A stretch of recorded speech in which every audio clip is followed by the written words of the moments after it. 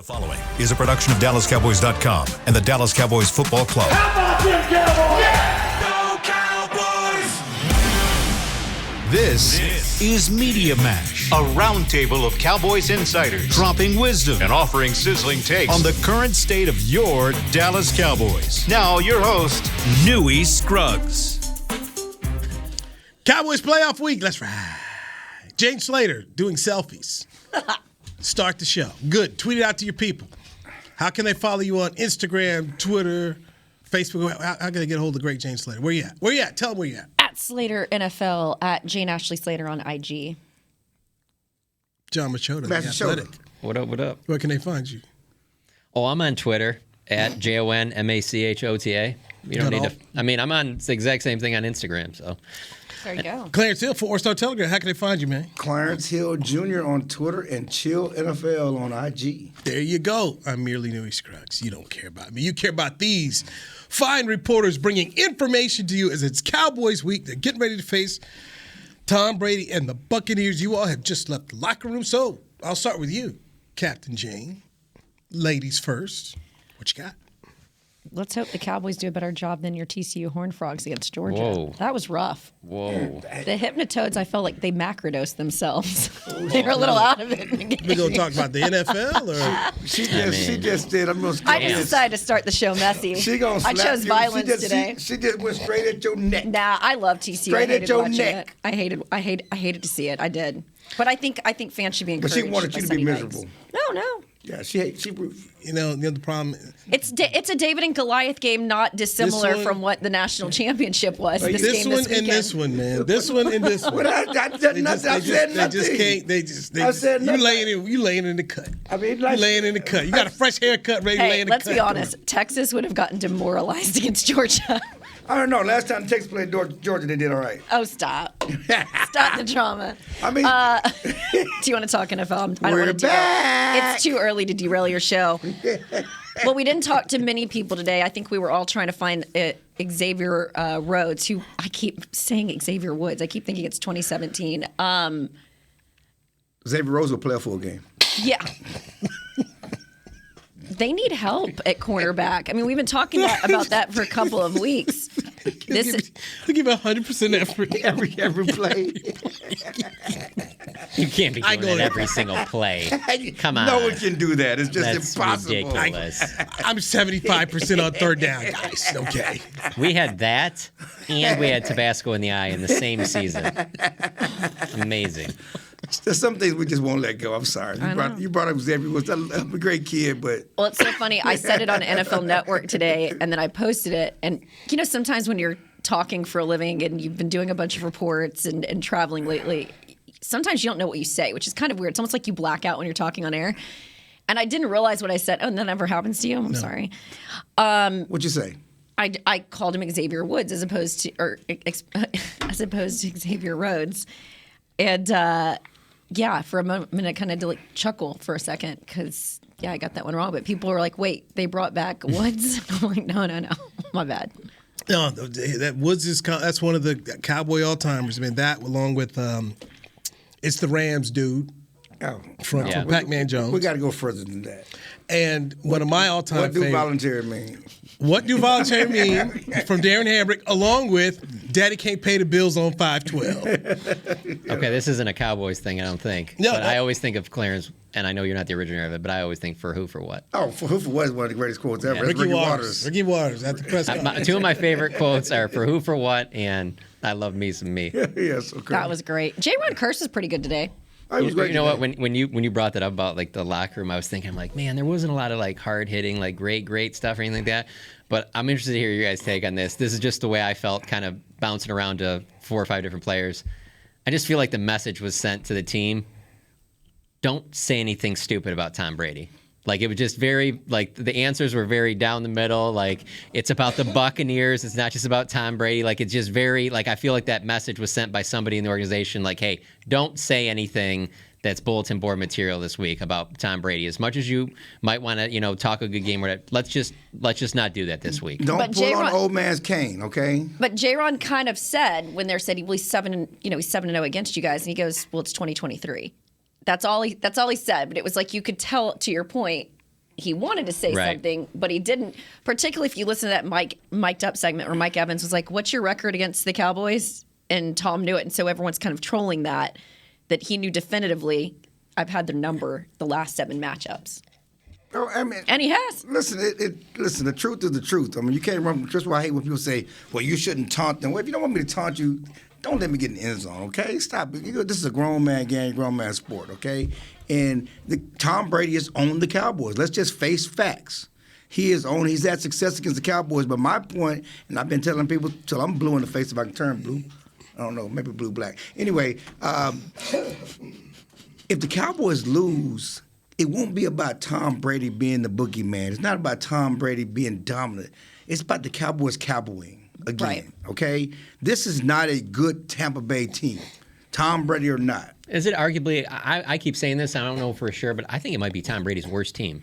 There's no question it's his worst team. Certainly his worst team in Tampa, but it's his worst team. You look at all the numbers where they had a great game as the Cowboys to open the season. The Cowboys were awful, but the Cowboys' highs this season, when they were at their best, has been much better than what you've seen from Tampa Bay. I mean, you look at his yards per attempt is down. It's the lowest of his career. I mean, they don't make a lot of big plays. You know, this team their running game is average. You can say what you want about Leonard Fournette. He is not, a big time running back anymore. This defense is certainly not what it was that Super Bowl year when they were running Patrick Mahomes back to Kansas City. This is not the same team. So if the Cowboys don't show up, it's because of the Cowboys. The Cowboys not won a road playoff game since 1992. Okay. Other noticeable thing in the locker room: Jonathan Hankins in there, Leighton Vander Esch, Tyler Biadasz. So they're getting all 3 of them back at practice this week, and then Ron Bland. He will play. Yeah, and so you worry about that. You could possibly hope to be. Yeah, you worry about the other corner spot. And then, like I said, I was talking to Marcus Lawrence. I asked, Dan Quinn or Mike McCarthy yesterday. And yes, you're playing Tom Brady. And everybody's talking about the pass rush. I think it's fortuitous they get to play Tom Brady because he can't move. Yes, he gets the ball off quick, but the problem they've had in getting quarterbacks down the last few weeks, because all those quarterbacks were mobile and they could move. And they got home, but they couldn't get them on the ground. Yeah, the only thing I'll argue with that, though, is that with Brady, it's generally more when it's the pressure up the middle, and that hasn't been a strength for this Cowboys team. But you can blitz Mike up the middle. You can do some things. All I'm saying is once you get home, and they've gotten home the last few weeks, they just haven't gotten the guy on the ground. Mm-hmm. Once you get home, you're going to get the guy on the ground. He's not going to break away and scramble and do some of the things that's giving them fits by some of these other quarterbacks the last few weeks. Yeah, like those Texans quarterbacks. Well, they did. I mean, you said but the Texans, the Jacksonvilles, all those quarterbacks, Tennessee, Cowboys got home. They couldn't get the guy on the ground. So I sort of started deep diving on some of the stuff, both offensively and defensively, and I was told they're just not rushing as a unit. When you're, it's particularly, I was told it's the 2 interior defensive linemen. You need them to push the unit. You need to be moving up 3 to 5 steps, and that's not happening as a group. So that's why you're not getting sacks, because this group is not rushing as a unit together. And one of the explanations I was given is it's great that Dan's been rotating a lot of these guys out in the interior, but they're not getting that continuity together and that communication that they essentially need in order to push the pocket. Well, in games like this, the rotation needs to be trimmed down. You can't be doing that. You know what you have now. You go out there and you put out your best all the time. There's no more saving it for let's keep guys healthy. No, this is go time. The problem with that theory, and I respect it's not a theory. Whatever. Some interesting folks I've spoken to about that. The problem with those folks, and I love when you. Yeah, he knows more than some of the people I talk to. Let me tell you about why I know more about the people in the organization. I know a lot of failed coaches and failed scouts that made mistakes. So just because they're in the organization don't mean they know what they're talking about. But what I'm saying is, they can't be wrong. How about that? But the problem with the theory of Skip Hill here. No, I mean it's just the facts. I mean, what are you going to be part of the coaching was Barry carousel? Switzer not wrong on load left? I mean, come on. You don't have to be there's some things that coaches and scouts and everybody make mistakes. No disrespect. Okay, so why aren't they rushing the passer better? They don't have any special guys up front. And my point is, the reason they rotate them because they need to keep them fresh. You mean in the middle? In the middle. I'm talking about the middle guys. You said up front. I'm talking about the middle. The middle guys. They got some special guys on the outside. Okay. I'm talking about the middle guys. You were talking about the middle. Okay. I know what you mean. You said front. I'm talking about. You know what I meant, though. And the bottom line is they don't have any horses. You can't be a special defense while the horse is in the middle. Okay, you don't have any horses in the middle of that defense. So they have to rotate them to keep them fresh so they can be at their best when they're on the field. These are not special tackles on this team.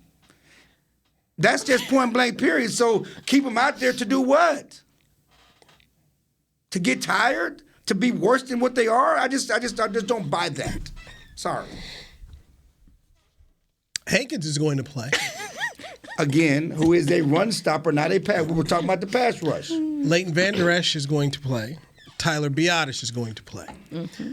How do those three players coming back help this club against Tampa, John? I'd say with Leighton Vander Esch, I mean, he's a good player, but also I think the communication, having people on the same page more often. There's just been too many issues on that defense. It's not just the Washington game, for several weeks now, where the continuity just isn't there, and they're making mistakes and they're having communication issues that you just wouldn't expect from a team in week 16, 17, 18. And so I think with the, he's the guy that wears the green dot on his helmet. He's the one that's, quarterback in the defense. That will help there. Hankins obviously will help against the run, so that's important. But to just sit there and think that they're going to add these guys back in and everything's fixed, I think that's asking for a lot. I can speak to Tyler Biotish in the offense because, again, I always try to go up to these players and explain it to me because we can look at the game, we can look at the film, we can look at the stats, and it doesn't always tell the story, right? So I went to a couple people specifically, and I said, is Tyler Biotish that important to the offensive line? I was told he was, particularly because we talked about this last week. When you lost Tyler Biotish, it necessitated 3 guys moving to another position. And with Tyler, he gives you continuity there in terms of communicating and setting the line. And when the run game isn't getting going, what's happening on the other side is I'd gone up to Zeke, and Zeke was the one who initially kind of turned me on to this. He said, they're making defensive line shifts, and we can't adjust in time. So when the offensive line, who's got 3 guys that don't have a lot of continuity and the communication that you typically have with these guys, they set, and then the defensive line shifts. So it looks like they're going to go through the A gap or the B gap, and then they switch last minute, and they can't adjust for that. And they said with Washington's linebackers were running right at you, getting real physical. When you look at Tampa Bay, you've got guys like Devin White, and you've got who's the other guy? Levante David, who are really, really aggressive. So they said the challenge for the running backs this week is you have to be patient. You've got to sit back because if you're not careful, those guys will swim move on you. And so that's just some of the challenge. They think that when you bring Tyler Biotish back, it allows your line to settle in a little bit, but also adjust a little bit better to some of those defensive line shifts. That's good. I like that. You like that? That's good. What you got? Can you just top what she just did? What she just did? No, she just did the thing. She can top it. That's great. Zeke has talked about the line stunts, line movement is giving them problems. Actually, it's giving them problems all season. And Tampa specifically is when they know. It's giving them problems all season. The dirty little secret is funny because I remember when fans used to trash the cornerback, Brown. Mm-hmm. And now we miss Brown. Mm-hmm. I remember when people used to trash Tyler Biotish. Mm-hmm. Now all of a sudden we miss Tyler Biotish. And the other thing is that. Or how about Leighton Vander Esch? Terrence Steele. All of that. Terrence Steele is. The other thing that I was getting ready to get there. The other thing that people are not talking about, Tyron Smith is a shell of his former self. You would think that, okay, we lose Terrence Steele, but we get 8-time Pro Bowler Tyron Smith back. I don't care if it's left, right, whatever. Show me the holes that he and Leighton and Zach Martin are making on their side. And one of the strengths of this team before Terrence Steele was out was being able to run on that right side because he was a great run blocker, one of the top run blockers. They're not getting any movement over there.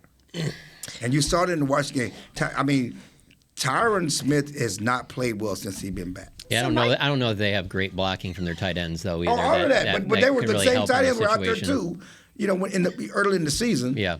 But I'm just saying that this offensive line, and I think it's a problem in the passing game with Dak and some of the interceptions and some things that they've been a poor pass blocking unit, but they've been a poor run blocking unit. You can say for the line shifts, all the other stuff, but they've been a poor run blocking unit this last 4 games. And when you mention those guys that are out now, people, now you miss those guys and stuff like that.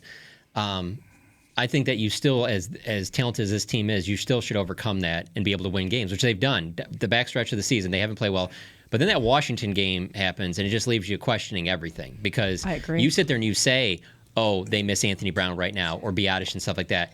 That's because those are the guys out and you know it. So to me, that goes, well, geez, how bad would it be if they were without DeMarcus Lawrence or Micah Parsons or Trayvon Diggs or CeeDee Lamb or Dak Prescott or Zach Martin, their best offensive lineman, and they have all of those guys. So at some point, it's like, did anybody really think you were going to get through the whole season without having any injuries to anybody? And to be honest with you, when you look across the league, like I think this team's pretty healthy, relatively speaking.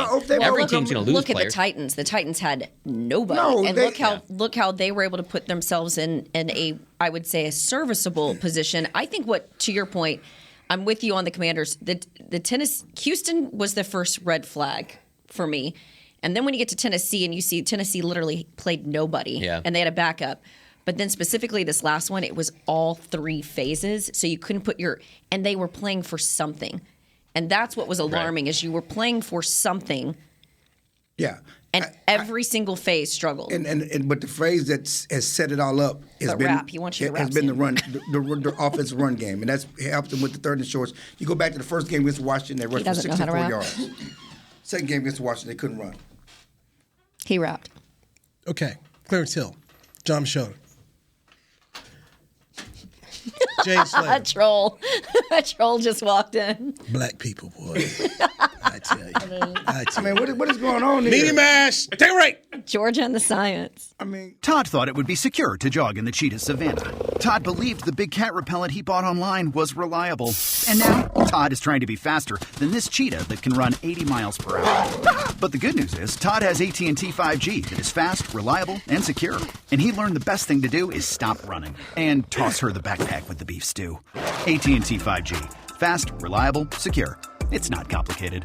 5G requires compatible plan and device. 5G may not be available in your area. See att.com/5G for you for details. What do you call a group of grown men and women with their faces painted silver and blue who get together every week to share a 3-hour-long ritual of jumping, singing, and toasting Miller Lite in 10-gallon hats while yelling, "How about them Cowboys?" You call it Miller Time in Dallas. Here's to the Cowboys. Here's to the original light beer. It's Miller Time. Celebrate responsibly. 2021 Miller Brewing Company, Fort Worth, Texas. When you build, you start with the foundation. And home ownership is a foundation of a stable future. The Bank of America Community Home Ownership Commitment has helped over 34,000 people lay the groundwork so far, with up to $10,000 towards your down payment or 3% of the purchase price, whichever is less. The satisfaction of owning your own place can become a reality. Visit bankofamerica.com/homeowner to learn more. What would you like the power to do? Bank of America N.A. Equal Housing Lender. Credit and collateral is subject to approval. Restrictions apply. This is not a commitment to lend. The season is finally here. For months, we've been gearing up to win. Now it's time for the team that performs on any field. United Ag and Turf. With John Deere zero turns for mowing, compact tractors for loading, mini excavators for digging, Gator utility vehicles for hauling, implements for grading, hay tools for baling. United Ag and Turf. For winning. The official Ag and Turf equipment supplier of the Dallas Cowboys. Visit UnitedAgAndTurf.com for more. Back to Media Mash. Dak Prescott and the Cowboys are heading to Tampa Bay to take on Tom Brady and the Buccaneers in the wild card round of the 2023 NFL playoffs. Come out to Miller Lighthouse at AT&T Stadium for a free wild card watch party on Monday, January 16th. Cheer on the boys alongside the Dallas Cowboys cheerleaders and Rowdy. Enjoying lawn games, food trucks, music, and more. Gates open at 5:30 p.m. Kickoff is 7:15. For more information, visit DallasCowboys.com/ and it says 2022 playoffs, but it's 2023. But okay. Don't call it him, teacher. Don't is, call it him. He's raising his hand like crazy. Don't the call Media him. Mash right here on the DallasCowboys.com radio. We got Clarence Hill. We got John Machota. We got Jane Slater. This is the regular Wednesday crew. Newy. Now we bring in. Newy. Is it so you got to hit the call switch by your leg there? Yeah. Newy. So howdy. the Newy muted him. the regular Tuesday crew decided to come in. It's your day next week. Listen, I'm going to let My magnificent colleagues continue with their fantastic analysis as always. Love you guys to death. I just wanted to stop by really quickly on my way out and see how your trip was. Wow. Where did you go this weekend, dude? I don't know. Well, my trip was great. Where'd you go? Show you pictures of me at Roscoe's. That's a nice hat. Me at Randy's. Me at the national championship game. Where'd you go? It was the national championship game where the first ever Big 12 team to win the playoff game was there. Who played? Hey, TCU took on Georgia. Did they take them on? Yes, they did. Did you get any new headwear? You know what, brother? I did not go out with any headwear. I didn't went out. I didn't go out there with that. You got there when you got there? Listen, we got beat in the Alamo Bowl, Clarence. We got to chill. No. Listen. All love. I mean, we were talking about rounding. We got Ugg up in here. I'm just trying to figure out. We literally got beat in the Alamo Bowl. They might as well call it the Texas Bowl at this point. Jane, as somebody said on Twitter, they can't even put a banner up. They didn't win the Big 12 or the national championship game. What banner can they put up? I can't. Fiesta Bowl champion. Listen, Verbo Fiesta Bowl champion. In-state rivalries aside. That's not a banner. In-state rivalries aside, because we'll see you soon enough. We got you. I just wanted to come and offer both roses for a special season and condolences on the funeral service. Hey, man. All I would tell you is you are shady. Watching Georgia. So Matt Berry works ESPN. Used to work with me at Channel 5. Buddies. And yes, buddies. We're sitting there and it's like, dude, they're just different. And so Bill Parcells used to have a great line. He said, big people beat up little people. And I will tell you, I would add to this, watching Georgia TCU. Big people with speed beat up little people with speed. And then eat chicken wings. And during the game. That was disrespectful. During the game. The disrespect. You know what? And then TCU fans are getting rained on because the rain is coming from the outside. Look, I'm not gonna lie. I was sitting here like, well, he hit 80 because they scored on 10 of the 11 drives. It should have been 72-0. I just kept thinking of the sideline reporter for TCU. Yeah. My boy Landry Verdine. What are you seeing down there? Well, not really anything. Yeah. Back to you. No, look, it was report from a crime scene. Well, there was a body. It was that kind of day, man. Cops are here. It was different. Kudos to TCU on the special season. It was different, and I'll say this: but Nick got trouble. He better figure something out here because I don't know what Saban gonna do with these guys. Don't get me started on that guy. I was just like, bro, you really wanted to be in the college football play? You better be glad because they would have beat everybody out there. They were that good. George was good. You can thank OSU for what happened to y'all. Yes, but and Michigan. But people forget that it was 35-13 or 35-10 over LSU in the championship game. No, but what I mean as far as SEC is concerned, as OSU is concerned, is they're the ones who knocked some of our teeth out. So if if that game doesn't go the way it goes, then it's not 65-7. I still think we take that game, but it's not 65-7. I'm just saying that people saying that TCU couldn't measure. Well, LSU couldn't measure up. Is all I'm saying is that not many people could measure up when Georgia's at their best this year. That's fair. I still believe TCU belonged in the top 4. Are you a big college football fan, John? Of course he is. I'm not. Saturday's like my one day. That's because you got PTSD. Back in the 90s, in the 2000s, you were a college football fan. Your team hasn't won in a while. That's why. Well, and they're not going to win anytime soon. On that note, ladies and gentlemen, I bid you adieu. Congratulations. And go Dogs. Congratulations. They take out Stetson Bennett, but they bring in the 5-star quarterback. I told them, that dude's the 5-star guy. Yeah, but And they just kept on going. Hey, look, man. I'm telling you right now. You know what? Clemson replaced that guy with a 5-star quarterback. He didn't do nothing. Like I said, if he average, wait till they throw the 5-star guy out there. But look, they're good, man. Stetson is average. He's average. The beauty of He'll be Mr. Irrelevant in the draft. But 2 titles. Great college legend. How many Georgia fans are going to name their kids Stetson moving forward? They can do that. A lot of Stetson babies. I don't know. Georgia. They didn't name a lot of them Herschel, so He's shaking me off. Patrick's like, So, John, I saw what you were doing there. So, John, yes, John, he just hijacked our show. What does Dak Prescott deal with if we see another interception-filled game and it ends in a playoff loss? A lot of That's actually a good question. A lot of people questioning him. I think Mike McCarthy will take the most heat if they lay an egg in this game. But if Dak is just average, or if he is throwing several picks, then yeah, it's going to be one big offseason of questioning the quarterback and questioning how the team changed when he came back from the injury and all this stuff that I frankly don't want to even deal with. But that is the reality. That's what will happen. And I follow this up with, now this should be the end of the year 2 of the 4-year deal. Right. So this means he'll be going to 3 with 1 year left on it, and that's normally when agents are trying to start to have a conversation. And Todd France will. And Stephen Jones acknowledged during the camp that they would start next year. That's when you do start having that conversation because of the salary cap and trying to create cap room to sign other guys. And so that's the collateral damage of this. Any thought processes of Dak's our guy, we're going to re-sign him to another deal. And you have to think about how much can I pay this guy if this is the performance we're going to continue to get. So a lot's on the line. There's a lot at stake on Monday night. The legacy of the franchise, certainly the future of Mike McCarthy, Dak Prescott's own legacy. Is this Zeke's last game with the Cowboys? A lot of things are on the line here. And I mean, Dak's at a part in his career where he's no more the young guy where you're like, well, just got to keep, giving him the experience and keep. No, he's at the stage in his career where, franchise quarterbacks have to be the ones that help elevate the play. They can't be the ones that are taking the play down and hurting you. And so, also, like we've talked about many times on this show, you also have to tell me how it goes. Are they tipped? Yeah.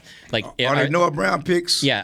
Are they bobbled passes and is he on his game and everything's going great? That's a lot different. But I mean those back-to-back throws at Washington are as bad as I've ever seen him. I could not believe that happened. I thought that was like that looked like something like it was a skit from Saturday Night Live. That didn't even look like that was something it was even possible happening on back-to-back throws. And I didn't realize, honestly, how bad they were until Bright. I don't know if you guys ever watch Baldy's breakdowns. They're always really, really good if you're kind of a football nerd. But when he broke down some particular plays where you see his vision, you see the open receiver, he shifts the vision, doesn't even hit his guy, and then he takes the sack or he throws the ball away. And you're just, I find myself, because he says to us at the podium and in the locker room, that they're not getting to him, but I'm getting the sense that they are. When things there's one-off instances and there's instances where it's not your fault, but when you're starting to have games like that, you feel like he's getting he's it's pressing. like the yips a little bit,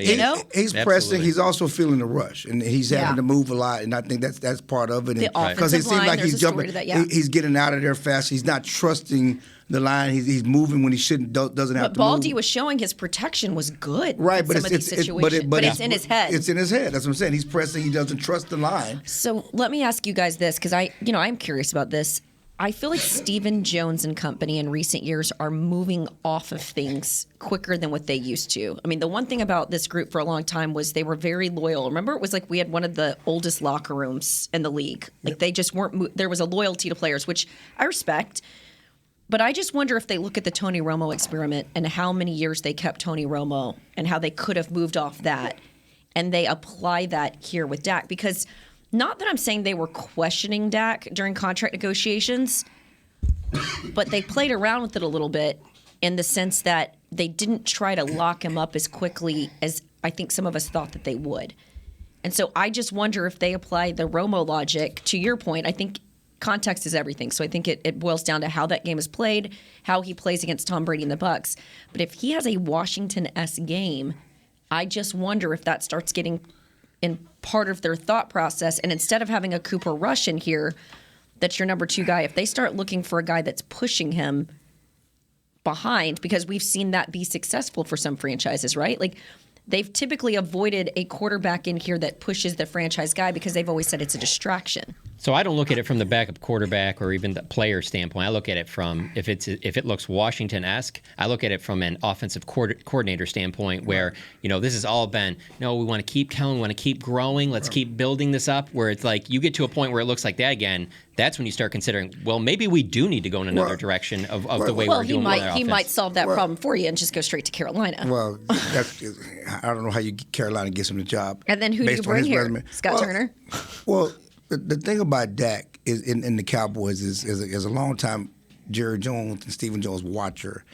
The reason they stay with Tony and the reason they will stay with Dak until they have another alternative, they never want to rebuild. Right. Okay, they do not want to be irrelevant. They would rather be 8-8 and have a chance to sell tickets than go down to 4-12 and be the Houston Texans and be all that. That's a great point. So they're not going to. They're going to. What they would do is instead of negotiating the contract next year, they'll wait till the following year to give him a chance to to redeem himself, to justify keeping him until they find something else. But they're not going to say we're going to move on, because that's just not who they are and what they want with this franchise. They want to be in prime time. They want to have all of that. And to your point, that pushes him, right? Yeah. Like that. Yeah. Remember, they've said it in the past, like the carrot. Yeah. What was it for Dez? They talked about dangling the carrot. Yeah. So, based on what you both said, and you, John, as well, do you use this draft to select a quarterback?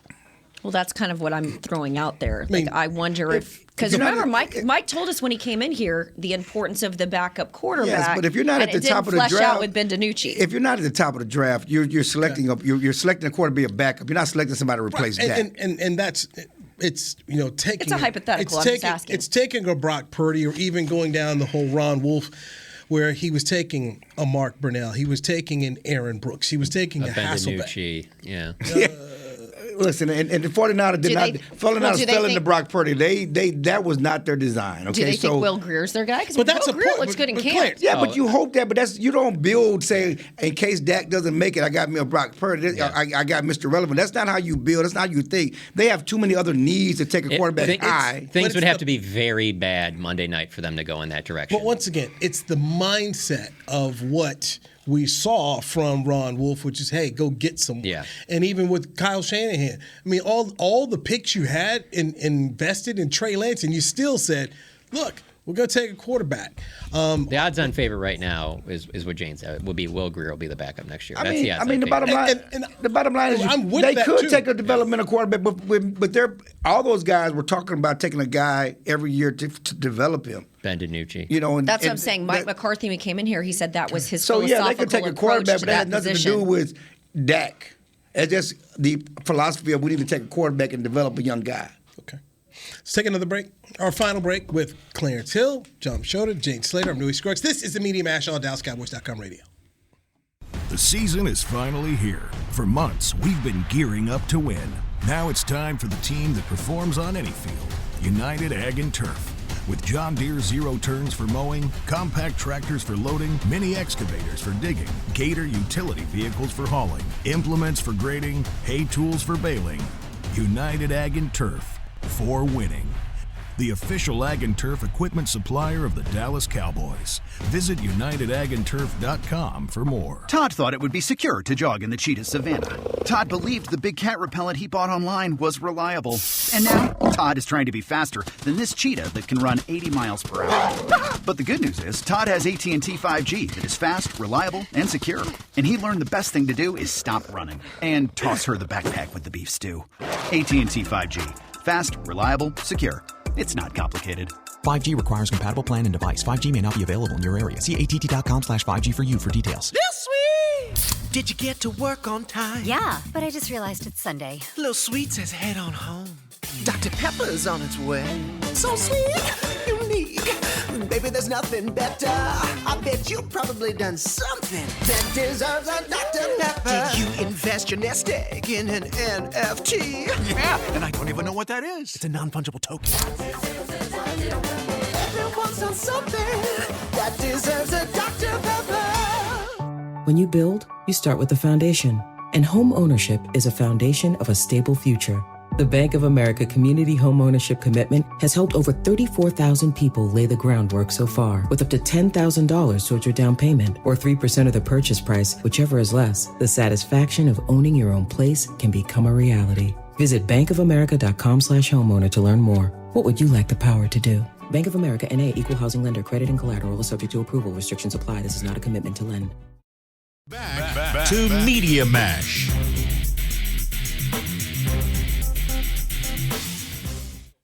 Media Mash. Got Clarence Hill, Fort Worth Star Telegram, John Machota, The Athletic, Jane Slater of NFL Network. And I kind of feel, John, that these two want to be right. A lot of times when we ask a question, I feel think it's a Longhorn thing? Jane, what do we do?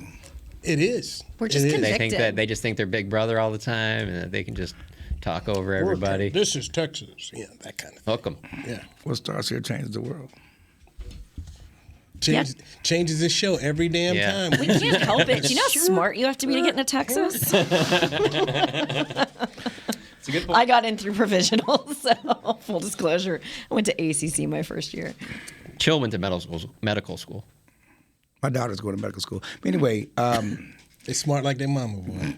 Whatever. They buy mini-me's. Do you want her All to, three of them. I hit 3 home runs right now. when they get done with school, do you think you want them to, I don't know, get into this profession and cover the Cowboys? No, they don't want to do it anyway. They don't even follow the team. My daughter, the Cowboys win, they don't care. No, I wonder if that's if you ruined it for them. No, they just have their own. Dad's always yelling about stuff. They have their own lives. They don't pay attention. Do your families care about what you do? Like, the only thing that my dad ever cares about is he does love the Cowboys. That's the only real team he follows. And Jory gets it too. Our dads, I call it #Cowboys dad, because they get so worked up and so emotional. But when it comes to my day-to-day job, my parents don't watch. They don't care. They don't watch you on TV? No. Yeah, my parents are like from Detroit, still live in Metro Detroit, and they all follow. I mean, they follow the Cowboys like crazy. It's funny because I talked about that with Hellman, because Hellman, his parents didn't grow up Cowboys, but he's like, man, my dad reads everything. Like, he wants to know everything that's going on. He's following you on Twitter and stuff like that. I never thought it would be like that, but yeah, my parents know a ton of stuff about the Cowboys that they never would have cared about if I didn't move down here. My parents don't care. Yeah. I did take my little one with me last week because she was out of school, so I took the 11-year-old with me as I went around and did some stuff. So, did she appreciate what Daddy does? She was on her phone playing a game during the press conference. I was gonna say, did you take her to Patterson's house? Yeah, I did. Oh, that's awesome. Yeah, that was a good interview, by the way. Really cool. Good work. She did tell me afterwards. She said Miss Kelsey was crying. Oh. I was like, oh, because they were behind me. Oh, yeah. When I was talking to Gary, so she told me. That's at his house, right? Yeah, she's like, they got a beautiful house. He makes a lot. She said, "You're poor, Dad." Yeah. Oh, all day. You're poor. They got a pool. They got a view. Hey, you're poor. That is so much cooler than my mom taking me to. She used to work at UT Southwestern and the whatchamacallit, home health care division. So I would file insurance for her. Like, that was my summer job. And that was going to your job is so much cooler than one of my mom. Listen, my kids do not care. Yeah. I try to ask my youngest daughter to go place with me. She doesn't want to go. My oldest daughter, we're in D.C. I said, you want to go to the game? I can get your pass. You can go to the game with me. How do you get past? Who do I talk to? Stop. My dad, get out. My dad wants to come to some let's stuff. back this up. Okay. What do you know? The point is, I got to do my hair, Dad. I'm going to get my hair done. I don't want to go to the game. Because she's at Howard, isn't she? Yes. That's I don't want to awesome. go to the game. So get out my plug, man. Stop it. Did you try and Jaira met Dak one time. Remember we were at something? Yeah, but she was really little, though. I mean, That's true. I mean, it seemed like so long ago, but Yeah. she was really little. Were you trying to go out with her? And she's like, no, Dad, you cannot come out with us at Howard. No. Wow. Time does fly, man. That really does. Thinking about that time we were at, I think we might have been, Topgolf, something like that. But to think that Dak's been the quarterback that long and that she's going to be going to college now. That was 2016, and it's 6-7 years. That is crazy. That's fast. I mean, she was like 10 or 11 back then. Because I'm telling you, there is a part of me where I still look at Dak as like, there's just so much of his career ahead of him, blah, blah, blah. And then you look and you're just like, no, this is the time now. This is the time that he has to. It's probably halfway. He's probably the halfway point. Yeah. You could, easily. Well, unless you play like Tom Brady. I mean, what is Jane, the throw out that stat. What is the it's an interesting stat. I'm sure Cowboys fans really want to hear this. What stat is this now? The playoff one.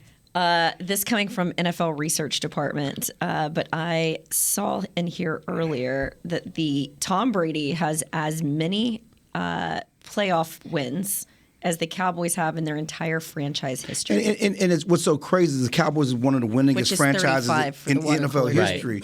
But it speaks to the lack of wins since 1995. Absolutely, because the playoffs have expanded. They play more games now. Yes, but you go back, from 60 and then they went all those years in the playoffs and all those winning seasons. They were probably one of the winningest teams. 5 Super Bowls, all this stuff. 8 Super Bowls under Landry. 8 Super Bowls. Yeah, I mean, and to now that Tom Brady has more wins than the whole franchise, it just Brady has 11 times more playoff wins than the Cowboys since 2000.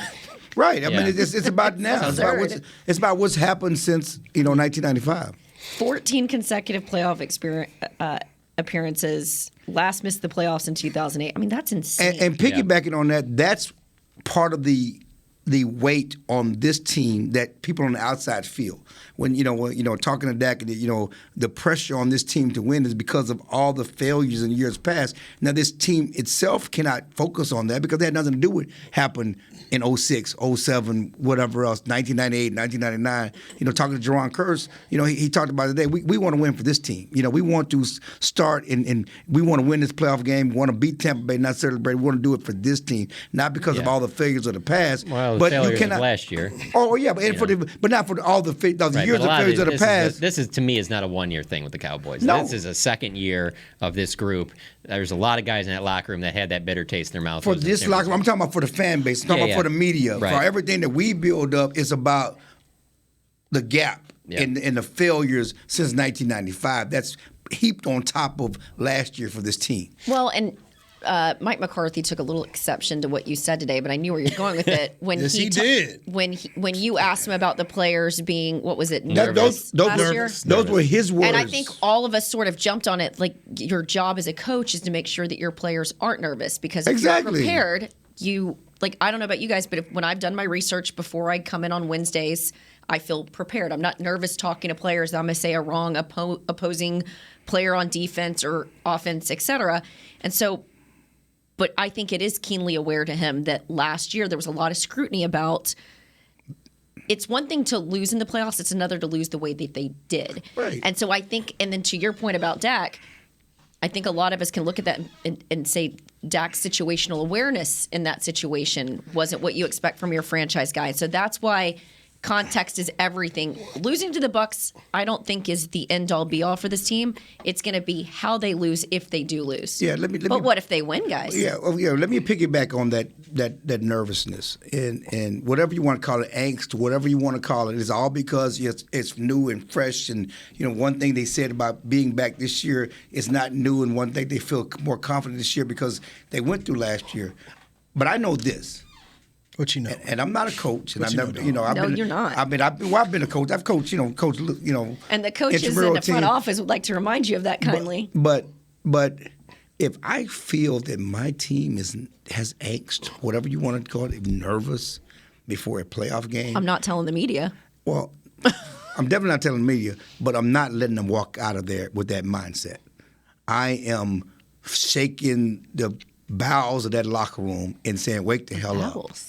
Whatever, you're down. You're in the bowels of the stadium. So how do you do that? I don't know. You bang on the walls. You grab somebody and shake something up. You bust watermelons. Whatever that stuff you Dan done, Campbell them. You do something. But I'm just saying if given Sunday. But my point is if I noticed this, my point is he said he noticed it.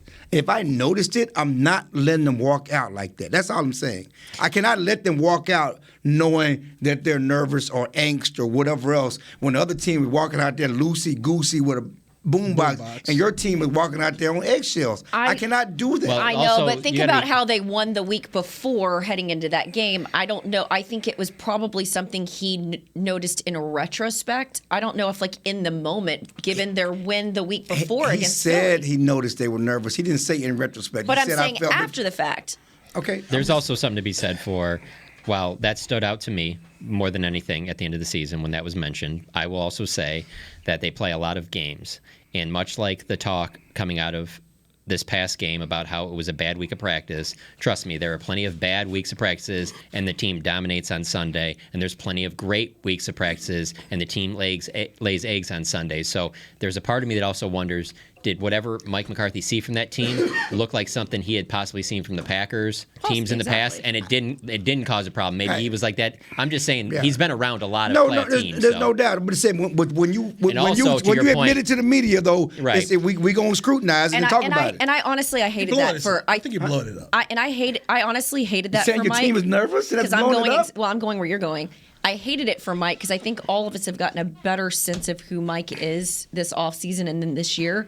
Mm-hmm. Because that was one of his parting pressers when he said it, and it was a storyline for a lot of people to question his ability to coach this team. And then he comes out and he did what he did this year, which is why everyone that keeps talking about this coach safety, he's 12-5, in a tricky division. You lost a starter at nearly every important position this year, and you're still where you're at. I'm just saying, like, show me a better coach at this point that you'd want to bring in here. I respect Mike. I like Mike. I like the job he's done. No, I do. I really do. I like the job he's done. I agree. I think how he's handled the team is great. But we all know Jerry. The bottom line is none of it matters. Jerry gave a stay of execution for Jason Garrett for far less, for far more years. Jason Garrett was in the family photo. Okay, that's two totally different situations. And Mike McCarthy was not here. Was not brought here to be like Jason Garrett. He was brought here to go further than Jason Garrett. But I think he does not get the same pass as Jason Garrett. And again, it depends on how the game goes. If they go down and lay an egg, if they do this, what they did against Washington, it doesn't matter what you did in the regular season. Steve, we've all said this. We all said at the beginning of the season, when we started the show, the only thing that matters about this team is what happens in the playoffs. It's true. We've all said that. So why are we changing that narrative now? What happens in the playoffs is how you will judge this team. They've been in the playoffs before. They won the division before. They've been 12-5 before. What are they going to do now? I hope for Mike that even if here I am already predicting loss, if it is a loss, that it's a closely fought game and gives him a stay here. That's what I'll say. Because I just think for his family, his daughters, they love it here, all of that. Here's the other thing I was saying to somebody the other day. For us, think how many leaks used to come out of that locker room. The leaks that came out of the locker room were typically because players were disgruntled with the coaching staff. How many leakers do you have around this locker room in the last 2 years? Honestly, I don't care about that. Win games. But my point is, I'm so done with the whole it's a close locker room, blah blah blah. No, win games. You can give me 42 clowns, crazy as hell that you got to worry about in the offseason. If you win games, give me those guys. But John, my point is it tells me that the group is buying into what he's selling. Sure. We won't know until Monday.